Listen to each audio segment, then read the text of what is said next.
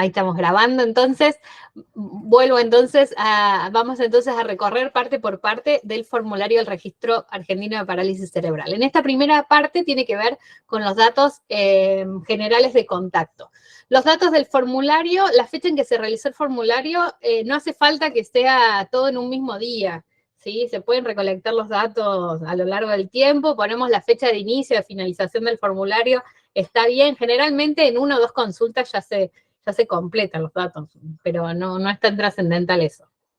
Es más que nada como para que nosotros tengamos una orientación de cuándo se preguntó y poder ver en cuanto a la fecha de nacimiento cuántos años tenía la persona al momento de completarse el formulario. Esa es la finalidad. Le ponemos el nombre de la institución donde se completa, el nombre y apellido de la persona con parálisis cerebral, el DNI, tenemos sexo y la fecha de nacimiento. También dónde vive, si vive con su familia o institucionalizado, la cantidad de habitaciones para dormir y la cantidad de personas que viven en la casa. Esto es para después, con esto nosotros calculamos el hacinamiento que puede haber en las viviendas. Y si la vivienda es adaptada, si puede acceder a todos los espacios necesarios. O sea, si tiene las adaptaciones suficientes como para que acceda a todos los espacios que necesita en su casa. Y ahí responde sí o no. Después tenemos datos de domicilio, que nosotros tenemos provincia, localidad, el barrio, el código postal. Estos datos a nosotros nos sirven porque el barrio nosotros también lo usamos como, en realidad, la ciudad la usamos para ver si es una ciudad grande, un aglomerado grande o pequeño. Estos son datos del INDEC que determina que si hay más de 500.000 habitantes en una localidad, que es un aglomerado grande, y si hay menos de 500.000, es más pequeño. Hay una lista de cuáles entran en eso. Queremos ver si hay diferencia entre esos lugares. Y el barrio también porque hay una lista desde Nación, que son los barrios populares, que son aquellos barrios que no cuentan con alguno de los servicios de saneamiento básico. Entonces son aquellos barrios que son un poco más vulnerables y también nosotros clasificamos según eso. Eso tiene que ver estos datos. Código postal, por si nos falta algo, digamos, la lista de barrios también está determinada por código postal, entonces a veces verificamos con eso. Celular y teléfono fijo, perdón. Datos de contacto de la persona responsable y ver quiénes sería. También los datos de los teléfonos, por si a veces preguntan las familias, tienen que ver con poder recontactar a las familias en un futuro, como para ver si ha cambiado algo en la situación, cómo siguen, cómo continúan. Esa es como un poco la intención de los teléfonos de contacto. Si hay alguien que no quiere dar algún teléfono de contacto, puede no darlo, ¿no? Después pasamos a estos datos que tienen que ver con aspectos socioeconómicos de la familia. Nosotros hablamos de quién diría que es el principal sostén del hogar. El sostén del hogar es una categoría que se determina desde Nación en las encuestas nacionales nuestras de Argentina, de INDEC y de los censos, que era lo que antes era el jefe de hogar, después fue jefa o jefe de hogar, y actualmente se dice como sostén del hogar. Cada familia determina quién es el sostén del hogar como quiera, digamos, no necesariamente es el que trae el ingreso a la familia, el sostén del hogar puede ser por otra variable y cada familia lo determina, ¿sí? No, cada persona, digamos, que encuestamos determina si es la madre, si es el padre y cuál es la variable que lo hace eso. Entonces ahí anotamos si es madre, padre o abuelo de la persona con parálisis cerebral u otro, el nivel educativo del principal sostén del hogar, si tiene estudios primaria incompleto sin estudios, primaria completo, secundaria completo, etcétera, y la ocupación del primer sostén del hogar, empleador, empleado, cuenta propia, monotributista o responsable inscripto, trabajador informal o changa, jubilados, pensionados, desempleados, y si no sabemos en cuál de todos estos entra, le ponemos otro y lo escribimos, ¿sí? O si tenemos duda podemos escribir ahí directamente. Después, nosotros de todas formas, porque lo que estamos más que nada viendo es si hay, separamos entre los trabajadores informales o con changas, desempleados y aquellos que están empleados. Esa es como la división más grande que hacemos. Pero esta división también viene de las encuestas nacionales que se pregunta de esta forma. Entonces, como que seguimos ese formato de pregunta. Después vienen los detalles del nacimiento y embarazo de la persona con parálisis cerebral. Acá tenemos si el lugar de nacimiento fue un hospital, una clínica, un parto en casa o en algún otro lugar que ahí lo especifican. La diferencia entre hospital y clínica es el nivel de complejidad que tenga, ¿no? Si el parto fue en su casa, si fue planificado, sí o no, el tipo de parto, si fue vaginal espontáneo, instrumentado, cesárea programado, cesárea no programada.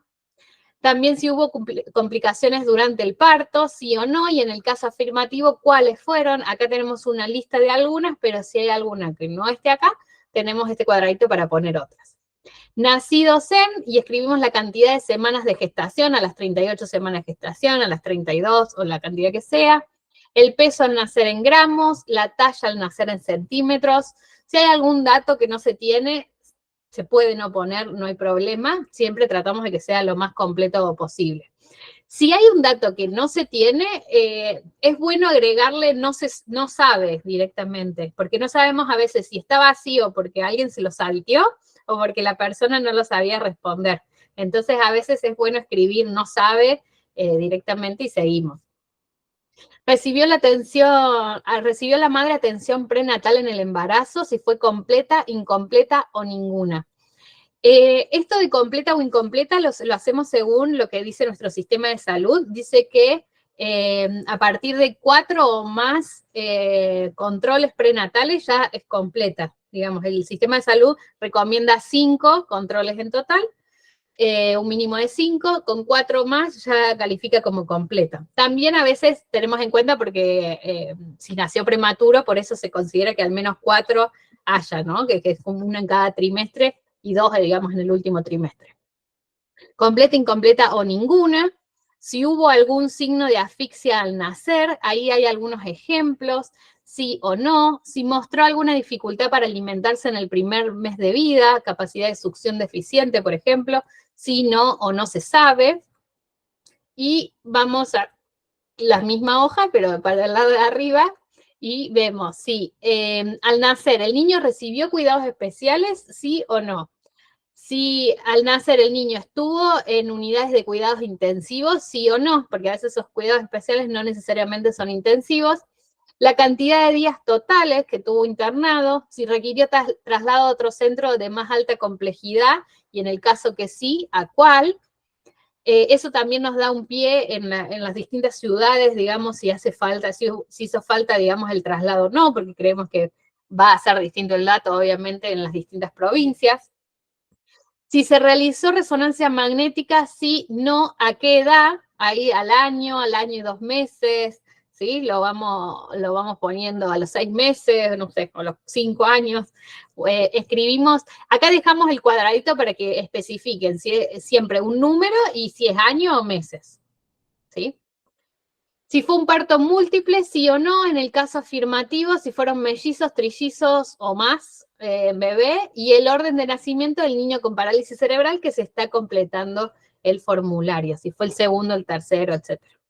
¿Hubo alguna ayuda para la concepción? Sí o no, y en el caso afirmativo, el tipo de ayuda que hubo, que pudo haber habido, y si hay otro, acá otro. Números de nacidos vivos previos de la madre, números de mortinatos previos de la madre, que son, digamos, los que tengan más de 20 semanas de gestación, y abortos espontáneos previos de las madres cuando la pérdida del embarazo fue menor a 20 semanas de gestación.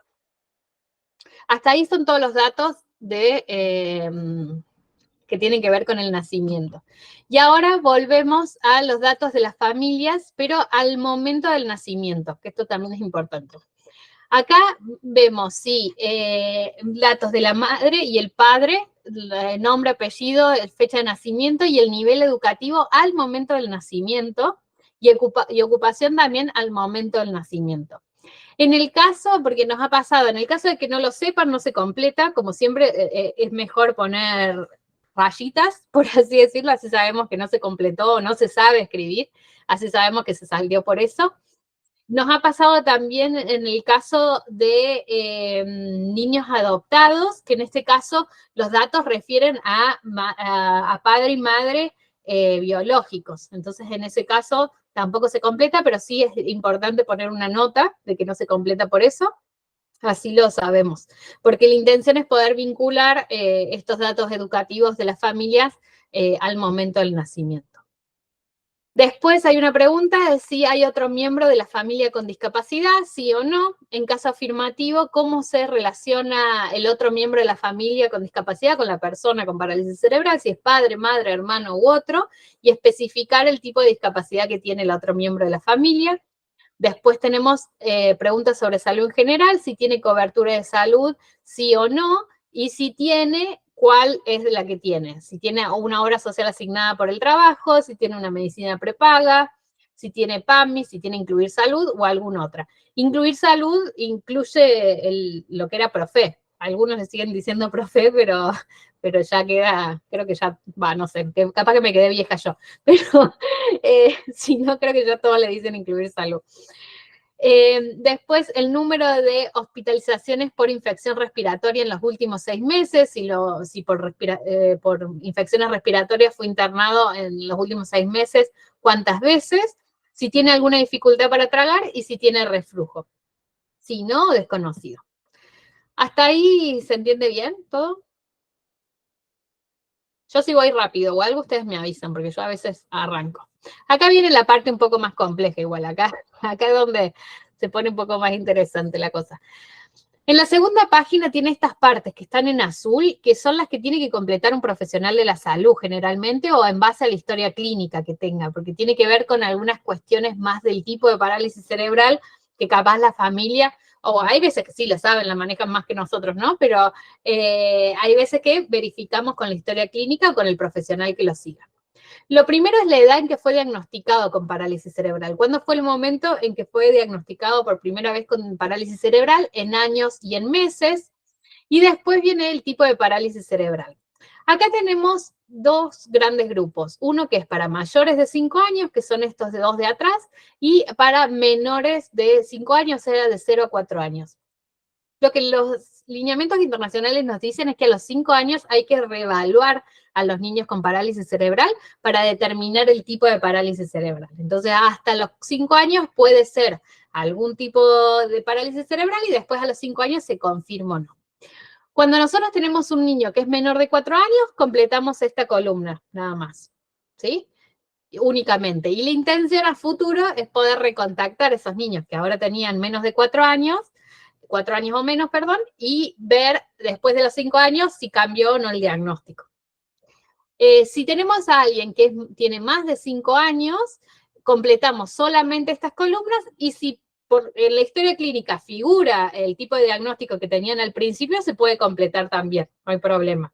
Pero si no, solamente la de más de 5 años estaría bien.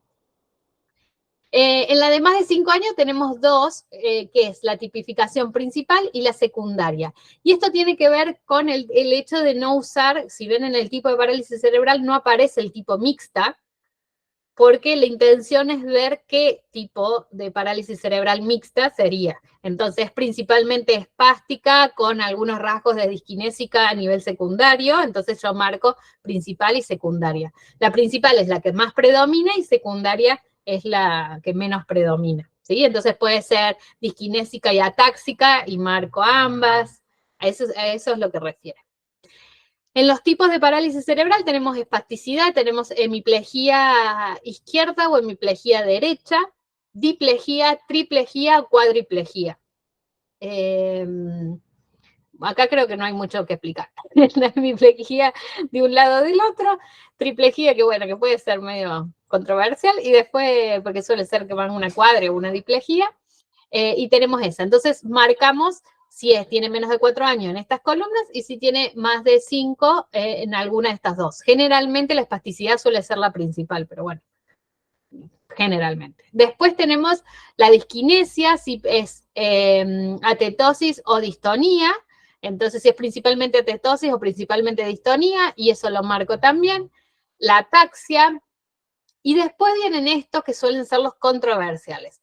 Estos se agregaron en otros registros a nivel internacional porque había veces que cuando agregábamos solamente los oficiales, por así decirlo, del tipo de parálisis cerebral, había muchos casos, especialmente en los niños más chiquitos, donde no estaba claro, el profesional que lo manejaba no lo tenía tan claro, entonces agregaron estas últimas categorías para poder que todos entren, digamos, en eso, en alguna categoría.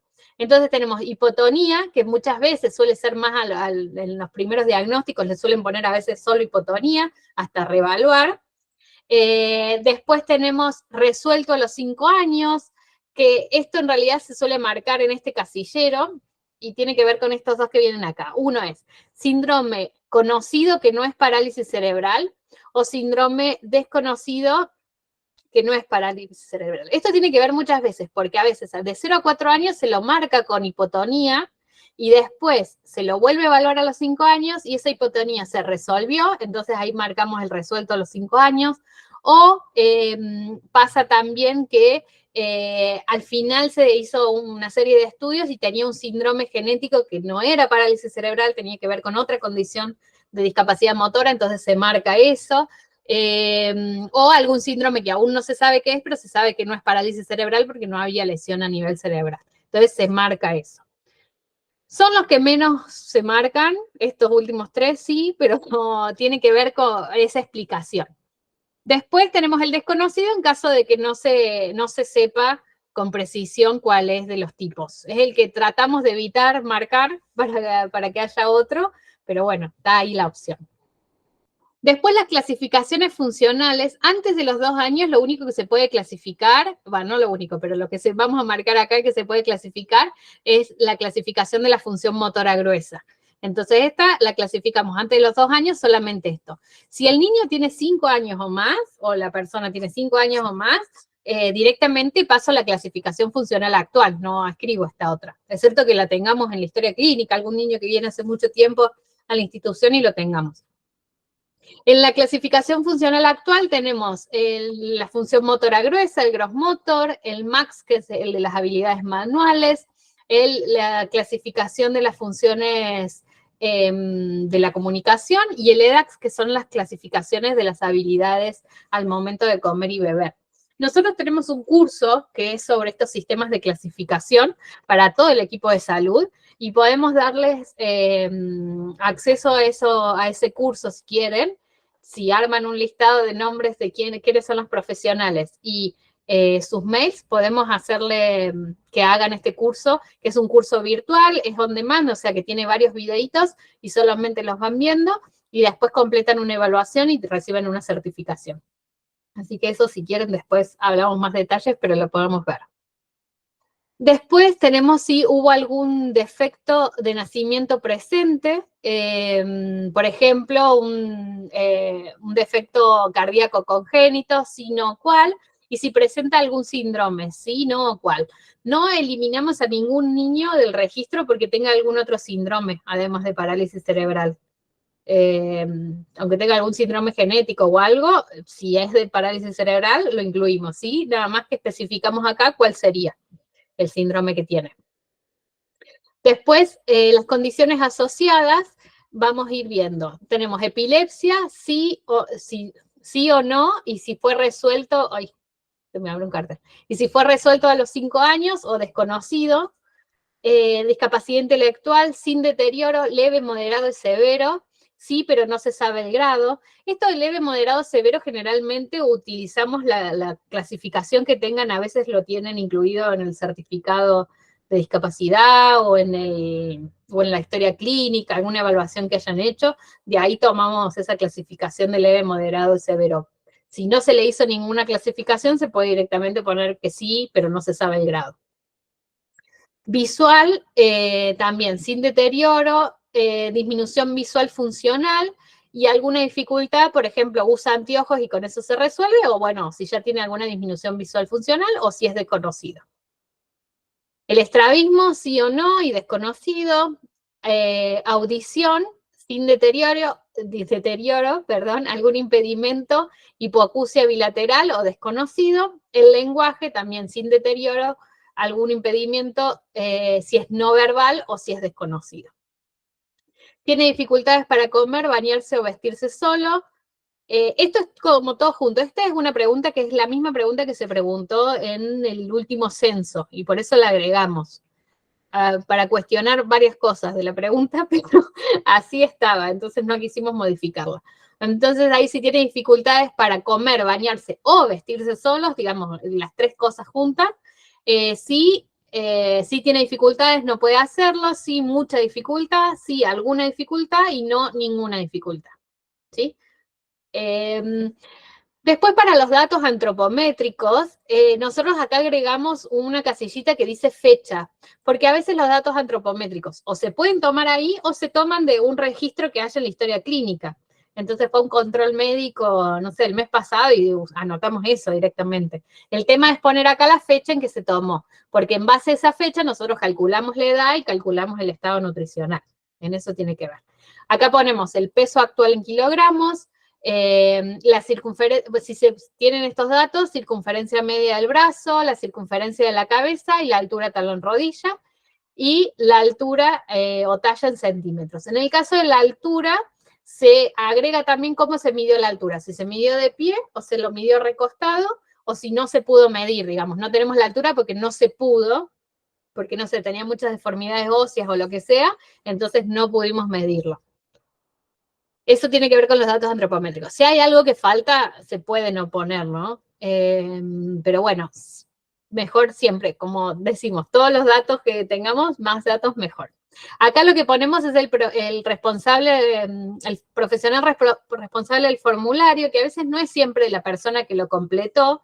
Generalmente tratamos de que haya una o dos personas por instituciones que son los responsables. Entonces, nosotras, no sé, en una institución allá, Paula es la responsable, entonces acá pone Paula Martínez, otra persona que lo completó también Paula Martínez, y si nosotros al cargar los datos tenemos alguna duda, al que preguntamos es a ese responsable, en este caso ponerle Paula Martínez. Entonces, preguntamos y le decimos, che, Paula, acá no entendemos la letra, o nos parece raro que acá se contradice como esta información con esta, y Paula después verifica. Tiene que ver con eso. Muchas cuestiones de la letra a veces, pero bueno, son a veces algunos datos que nos falta, o si a veces queremos saber si faltó porque no estaba el dato, qué pasó. Después viene otra cuestión un poco más compleja, que es el tema del momento de la lesión cerebral. El momento de la lesión cerebral muchas veces no lo saben las familias, pero a veces sí saben esto no saben la causa, pero sí saben el momento. Entonces, el momento de la lesión cerebral puede ser desconocido si no tiene idea de cuándo pasó, si fue durante el embarazo y hasta los primeros 28 días de vida, o si fue después de los 28 días de vida.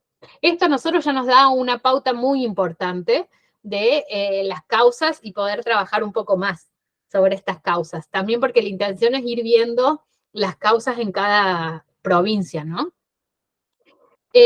Hubo una causa confirmada de parálisis cerebral y acá vemos, en las que son durante el embarazo y hasta los 28 días de vida, los pre y perinatales, vamos a preguntar si fue desconocida la causa, si otra causa puede ser citomegalovirus en útero, una infección, toxoplasmosis, rubiola, virus del herpes simple, etcétera, alguna otra infección como alguna otra infección que no sean estas, digamos, y las marcamos acá en comentario, y otra causa, enumeren los comentarios. Si hay alguna otra causa que aparece, enumeramos. No, lo que nos está pasando es que en general hay muchos desconocidos, como que no se suele investigar o profundizar tanto la causa, pero bueno, hay veces que sí se sabe que fue algún tipo de infección que se tuvo. Después lesiones durante los primeros después de los primeros 28 días de vida, o sea, las postnatales. Muchas veces puede ser por lesión craneal, algún accidente de vehículo motorizado. Hemos tenido casos de accidentes de motos, de niños en un accidente de moto, no accidental, si fue alguna caída, si fue otra, marcar acá en datos de comentarios. Acá en el cuadradito este de comentarios nosotros les decimos que anoten todo lo que no sepan dónde va ahí. Más vale que esté la información y cualquier cosa después nosotros vemos dónde está. Esta también puede ser, bueno, después puede ser también infección, causa no especificada, alguna infección viral, bacteriana, deshidratación por gastroenteritis, puede ser algún infarto o ACV durante o posterior a los 28 días de vida, algún procedimiento quirúrgico, si fue espontáneo o si fue asociado a otras complicaciones cardíacas. y otro que tenemos postconvulsión, síndrome de muerte súbita, casi síndrome de muerte súbita del lactante, después de la inmunización, por sumersión, por algún ahogo, por ejemplo, accidentes de pileta, que también hemos tenido algunos, hipoxias perioperatorias, evento aparentemente potencialmente mortal, algún evento algún accidente que haya sido de ese tipo, y otra que describir también en los comentarios. Cualquier otra cosa que no se sepa o de otra parte del formulario que tengamos dudas de cómo marcar, también lo anotamos acá en el formulario. Acá también nos sigue pasando que muchos hay como causas desconocidas, no se sabe tanto, pero bueno, me parece que ahí también está bueno como poder de a poco ir registrando un poco más el tema de las causas. Después vienen algunas preguntas que tienen que ver sobre el CUD, sobre el Certificado Único de Discapacidad, si tiene CUD, sí o no. Nos pasa a nosotros que la mayoría de los que vemos tienen CUD, porque si no, generalmente no tienen un diagnóstico de parálisis cerebral. Y hay mucha gente que capaz sí tiene la parálisis cerebral, pero no tiene el diagnóstico, porque termina siendo tan leve que no tiene el diagnóstico, entonces no tiene CUD y no termina yendo a un centro de rehabilitación. Entonces, como estamos trabajando en centros o instituciones, generalmente tienen CUD. Pero bueno, también hay muchos que están en trámite el CUD, entonces puedes no tenerlo por ahora. Después tenemos a qué edad recibió el CUD por primera vez, en años, para completar acá en años. Si cuenta con pensión por discapacidad, sí o no. Y si recibe algún tipo de otra pensión, sí o no. Y en caso de que sí, ¿cuál? En el caso de que haya. Después, rehabilitación, si recibe o ha recibido algún servicio de rehabilitación o apoyo relacionado, sí y no. Y en caso afirmativo, indique qué prestaciones recibió, se pueden marcar más de uno, por ejemplo, rehabilitación, estimulación temprana, centro educativo terapéutico, centro de día, asistencia domiciliaria, transporte, alguna otra que reciba. Generalmente son las que están descritas en el certificado de discapacidad. Actualmente recibe rehabilitación, sí, no y solo de forma esporádica. En el caso que respondió que no o de forma esporádica, ahí preguntamos a qué se debe. Por ejemplo, no la obra social, por enfermedades recurrentes, por falta de transporte, falta de en el centro, ya sea edilicio porque no hay turnos disponibles o no hay un centro de rehabilitación en mi localidad. Acá nosotros agrupamos las respuestas que más nos decían, pero siempre está la opción de otra para escribir. No cubre la obra social, que, digamos, por más que tengamos obra social, encuentra un centro donde lo atiendan con esa obra social, que suele pasar. Acá suele pasar a muchas, por ejemplo, que tienen salud, les pasa eso, que no tienen algún centro donde recurrir. El centro donde recibe rehabilitación es público, privado o no sabe. ¿A qué edad recibió rehabilitación por primera vez? Ponemos también en años. ¿Cuenta con un equipo suficiente solicitado por su médico? Sí, no o en parte. Y si cuenta con adaptaciones en el hogar que faciliten sus necesidades en las actividades de la vida diaria, sí, no o en parte. Que eso tiene que ver también con cuestiones vinculadas al acceso y a la rehabilitación, ¿no? La rehabilitación tiene que ser para poder lograr las actividades de la vida diaria. Entonces, un poco las preguntas apuntan a eso. Y por último, de educación de la persona con parálisis cerebral, si asiste o asistió a la escuela, entonces acá concurre, no concurre o nunca concurrió. Hay veces que nunca concurrió es porque es un bebé chiquito. Está bien, digamos, nosotros después filtramos por la edad, no hay problema con eso. Si no es adecuado para la edad, lo tenemos en cuenta después. Pero técnicamente todo niño mayor de ya a partir de los 4 años tendría que haber ido a la escuela o tendría que estar yendo. El nivel educativo alcanzado, si es primario, secundario, terciario, universitario o posgrado, si es incompleto o completo, y si la persona con discapacidad trabaja, si no o no tiene edad laboral, y en el caso de que no trabaje, si busca trabajo, sí o no. ¿Sí? Que eso también tiene que ver un poco con los datos. Por último, tenemos esta hoja de información al paciente, al participante, que tiene información sobre el registro de parálisis cerebral. Estas hojas normalmente nosotros tenemos algunas en los centros y se las mostramos para que lo lean. Si quieren se las pueden llevar y si no nos las dejan y las reciclamos. Pero eso está disponible. Y después tenemos el formulario del consentimiento informado para completen, por ejemplo, si permiten esto que recolectemos datos en el registro, si esos datos se pueden compartir para lo que es el registro global de parálisis cerebral, si podemos invitarlos a participar de otras investigaciones y si podemos consultar a algún profesional de la salud de su confianza para ver algunos datos. A veces nos pasa que si hacemos una entrevista virtual con la familia, nosotros le preguntamos todas las cosas a la familia y algunas cosas que son más médicas, el tipo de parálisis cerebral o las clasificaciones funcionales, que contactamos al médico de referencia, que a veces es un kinesiólogo, el fisiatra, el neurólogo, el pediatra, digamos, depende mucho de con quién ellos tengan más cercanía. Y después tenemos, para que completen acá, sí, para marcar, digamos, completar con los datos, la firma del niño o adolescente, en el caso de que pueda firmar, y en el caso de que no pueda, algún representante legal firma el consentimiento, firma aclaración, DNI y la fecha, y el investigador que obtuvo el consentimiento generalmente a esa persona que estaba a cargo de la institución que pusimos acá es el que firma todo. El profesional responsable del formulario es el que firma todos. Entonces ya queda listo. Esto se puede firmar, en el caso de que se haga virtual, se puede firmar también con firma digital y completarlo. O lo puede imprimir la persona, completar y nos saca una foto y nos lo manda. También puede ser, como varias opciones. Generalmente nosotros este formulario lo completamos más que nada en papel, en versión papel. Tenemos una opción de formulario para darles a las instituciones si quieren armarlo, tenemos lo mismo armado en un Google Form y lo pueden completar ahí si les queda más cómodo, pero en la mayoría de instituciones cuando están con la persona generalmente es más fácil hacerlo en papel que en computadora porque no en todos los consultorios hay computadora con internet, pero si ustedes tienen y les es más fácil, se puede hacer también. También otra cosa que hacemos es que si hay muchos de estos datos que en la institución ya están en las historias clínicas, entonces lo que se hace es como completar esos datos y después con la familia contactarlo para terminar de definir algunos otros datos que capaz no aparecían. Entonces eso sirve también.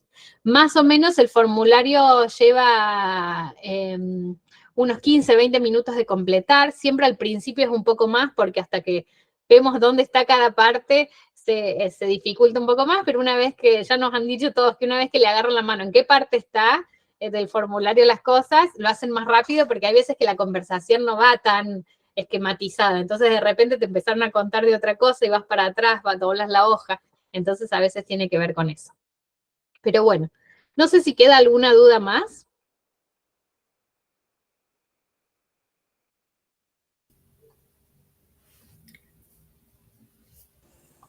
Sí, Julieta.